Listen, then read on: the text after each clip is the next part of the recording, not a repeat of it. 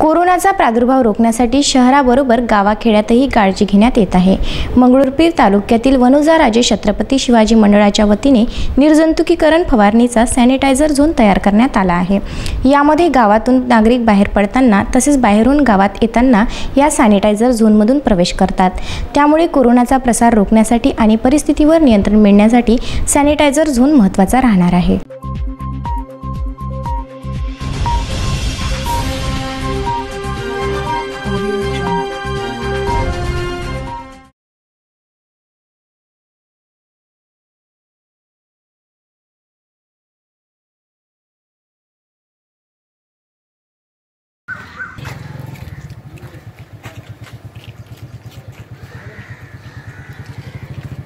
सांगू